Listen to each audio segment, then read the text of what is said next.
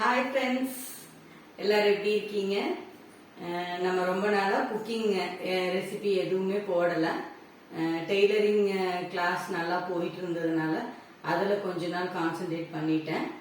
இப்போ குக்கிங் செய்ய போகிறோம். இன்றைக்கி கொஞ்சம் டிஃப்ரெண்ட்டாக ஒரு பிரியாணி செய்யலாங்க. அதுக்கு பேபி கார்ன் ஒரு பாக்ஸ் வாங்கியிருக்கேன். காளான் ஒரு பாதி பேக்கெட்டு எடுத்துக்கலாங்க. வெறும் பேபிகார்ன் போட்டே செய்யலாம், அது கொஞ்சம் இனிச்சிட்ருக்கும், அதனால் காளான் கொஞ்சம் சேர்த்திக்கலாம். மிக்சி ஜாரில் 4 பல் பூண்டு சேர்த்திக்கலாங்க. சின்னதாக இருந்தால் இன்னும் 4 சேர்த்திக்கங்க. ஒரு துண்டு இஞ்சி, இதுவும் பெரிய துண்டு, ஒரு பெரிய பச்சை மிளகா, கழுவி சுத்தம் பண்ணி வச்ச கொத்தமல்லியும் ஒரு கைப்பிடி அளவு, புதினாவும் ஒரு கைப்பிடி அளவு, இதை அரைக்கிறதுக்கு சேர்த்திக்கலாங்க. கொத்து கருவேப்பிலையும் அரைக்கும் போதே சேர்த்திக்கலாம். மீடியம் சைஸ் தக்காளி ஒன்று கட் பண்ணி சேர்த்திக்கலாங்க. மீடியம் சைஸ் பெரிய வெங்காயம் அதையும் கட் பண்ணி அரைக்கிறதுக்கு சேர்த்திக்கலாம். 1 ஸ்பூன் சோம்பு சேர்த்து இதை அரைச்சிக்கலாம். தாளிக்கும் போது போடுறதுக்காக பொடிகளை எல்லாம் நம்ம எடுத்து வச்சுக்கலாம். பாருங்கள், இது பிரியாணி மசாலா தூள் 1 ஸ்பூனு, 1 ஸ்பூனு சீரகத்தூள், தனி மிளகாத்தூள் 2 ஸ்பூனு, தனியாத்தூள் 1 ஸ்பூனு, கரம் மசாலா 1 ஸ்பூனு ரெடியாக எடுத்து வச்சுக்கலாங்க. ஒரு குக்கரை அடுப்பில் வச்சுக்கலாம். அதில் 4லிருந்து 5 ஸ்பூன் ஆயில் சேர்த்திக்கலாம். அது கூடவே 1 ஸ்பூன் அளவுக்கு நெய் சேர்த்திக்கலாங்க. எண்ணெய் கொஞ்சம் காயட்டும். எண்ணெய் காஞ்சிருச்சு. 3 ஏலக்காய் அதோடு போட்டுக்கலாங்க. லேசாக தட்டிக்கலாம். 2 பிரிஞ்சி இலை, பிரியாணி தாளிக்கிறதுக்கு தேவையான ரோஜா மொக்கு, பட்டை, கிராம்பு, எல்லா மசாலா பொருளையும் 1 பை 1 போட்டுக்கலாங்க. மீதமுள்ளதை அப்படியே போட்டுக்கலாம். பச்சை மிளகா அரைக்கும்போது போடலைன்னா இந்த ஸ்டேஜில் நீங்கள் சேர்த்திக்கோங்க. நான் அரைக்கும்போது சேர்த்திட்டேன். அதனால் பெரிய வெங்காயம் மட்டும் பாதி மீதம் இருந்ததை இந்த மாதிரி பொடியை கட் பண்ணி சேர்த்திக்கலாங்க. வெங்காயம் கொஞ்சம் வதங்கி வந்ததும் 10 முந்திரி பருப்பு அதோடு சேர்த்திக்கலாங்க. எல்லாத்தையும் கொஞ்சம் மிதமான தீயில் நல்லா வதக்கிக்கலாம். வெங்காயம் நல்லா வறுபடட்டும். சின்னதாக ஒரு தக்காளி கட் பண்ணி வச்சது அதையும் சேர்த்திக்கலாம். நம்ம அரைக்கும் போதும் ஒரு தக்காளி சேர்த்திருக்கோம். இது கொஞ்சம் புளிப்பு இல்லாத தக்காளி தான். வெங்காயம் தக்காளி நல்லா வதங்கிருச்சு. இப்போ நம்ம அரைச்சி வச்ச விழுதை இதோடு சேர்த்திக்கலாங்க. ஓரளவுக்கு குறப்பாக தான் அரைச்சிருக்கேன், ரொம்ப நைஸாக அரைக்கலை. இந்த அளவு அரைச்சிருக்கிறேன். இதை நம்ம அப்படியே நம்ம வதங்கின வெங்காயம் தக்காளியோடு சேர்த்திக்கலாம். தண்ணி எதுவும் சேர்த்த வேண்டாம். மிக்சி ஜார்லேருந்து நல்லா வலித்து அதோடு சேர்த்திக்கலாங்க. இதோட பச்சை வாசனை போக வரைக்கும் நல்லா வதக்கிக்கலாம் எண்ணெயிலேயே. ஓரளவுக்கு வதங்கிட்டு இருக்குது.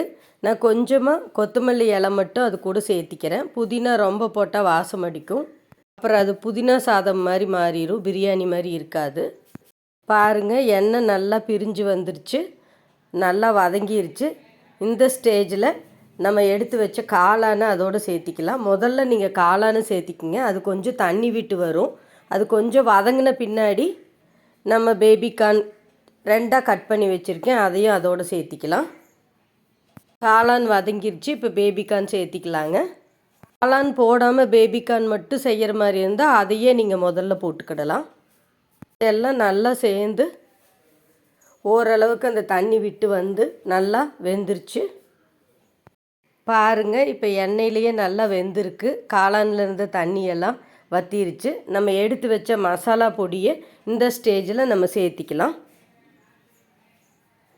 அதையும் சேர்த்து நல்லா கலக்கி விட்டுக்கலாங்க. இந்த மசாலாவோட பச்சை வாசனை போக வரைக்கும் கொஞ்சம் வதக்கி விட்டுட்டே இருக்கலாம். அவ்வளோதான், நல்லா வதங்கிருச்சு. நான் இதுக்கு பிரியாணி அரிசியெல்லாம் எடுக்கலை, சாதா அரிசி தான் எடுத்து 1 மணி நேரம் ஊற வச்சுருக்கேன். பாருங்கள், இது சாப்பாட்டு அரிசி தான். நல்லா ஊறிடுச்சு, களைஞ்சி ரெடி பண்ணி எடுத்து வச்சுட்டு தண்ணி இல்லாமல் வடித்து வச்சாச்சு. வதங்கிட்டு இருக்கிற இந்த காயோட நம்ம அரிசியை எடுத்து கொட்டிக்கலாம். சாப்பாட்டுக்கு வைக்கிற மாதிரி தண்ணி வைக்கக்கூடாது. நம்ம 1க்கு 2 பங்கு சாப்பாட்டுக்கு தண்ணி வைப்போம். இதுக்கு 1க்கு 1.5 வச்சா போதும். கொஞ்சம் பளபளன்னு பிரியாணி இருந்தால் தான் நல்லாயிருக்கும். மசாலாவோடு நம்ம அரிசியை சேர்த்தியாச்சு. அதை மசாலா பிடிக்கிற மாதிரி நல்ல ஒரு கலக்கி விட்டுக்கலாம். ஓரளவு நல்லா கலங்கின பின்னாடி நம்ம தண்ணி சேர்த்திக்கலாங்க.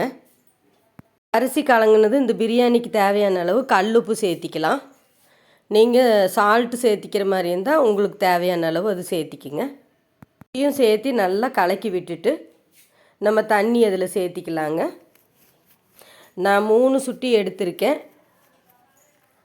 1க்கு 1.5 கணக்கில் தண்ணி சேர்த்திக்கிறேங்க. இப்போ தான் இந்த சேனல் பார்க்குறீங்கன்னா சப்ஸ்கிரைப் பண்ணிக்கோங்க. பக்கத்தில் இருக்கிற பெல் பட்டனை கிளிக் பண்ணி வச்சுக்கோங்க. அப்போ தான் நான் போடுற வீடியோ உங்களுக்கு உடனுக்குடனே கிடைக்கும். இது மாதிரி குக்கிங் ரெசிபி நம்ம சேனலில் நிறைய போஸ்ட் பண்ணியிருக்கேன். ப்ளேலிஸ்ட்டில் போய் செக் பண்ணி பார்த்துக்குங்க. இப்போ தண்ணி சேர்த்தாச்சு. நல்லா ஒரு கலக்கு கலக்கி ஒரு 2 நிமிஷம் வச்சுட்டு மூடி போட்டு மூடிக்கலாங்க. இந்த ஸ்டேஜில் நீங்கள் உப்பு பார்த்துக்கலாம். 2 விசில் அடித்து பிரியாணி ரெடி ஆயிடுச்சு. வீடே மணக்கிற மாதிரி பிரியாணி ரெடி. பாருங்கள் எவ்வளோ உதிரி உதிரியாக வந்திருக்குதுன்ட்டு. கொஞ்சமாக கொத்தமல்லி தூவிக்கலாங்க. நெய் வேணும்னா இந்த ஸ்டேஜில் 1 ஸ்பூன் சேர்த்திக்கலாம். நான் முதல்லையே சேர்த்திட்டேன். கொஞ்சமாக லெமன் புழிஞ்சிக்கலாங்க. ஒரு 10 ட்ராப் மட்டும் புழிஞ்சா போதும். தக்காளி சேர்த்திருக்கோம் ஏற்கனவே. லேசான புளிப்பு சுவைக்காக நம்ம உதிரி உதிரியாக வரும், அதுக்காகவும் லெமன் புழிஞ்சிக்கலாம். எனக்கு உப்பு கரெக்டாக இருக்குது.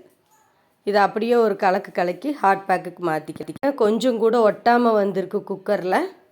நல்லா உதிரி உதிரியாக சூப்பராக பேபிகார்ன் பிரியாணி ரெடி ஆயிடுச்சு. வாங்க சாப்பிடலாம். வீடியோ உங்களுக்கு பிடிச்சிருந்தா லைக் பண்ணுங்கள், கமெண்ட் பண்ணுங்கள், ஷேர் பண்ணுங்கள். மறக்காமல் முகில்தனா சேனலை சப்ஸ்கிரைப் பண்ணுங்கள். Thank you friends.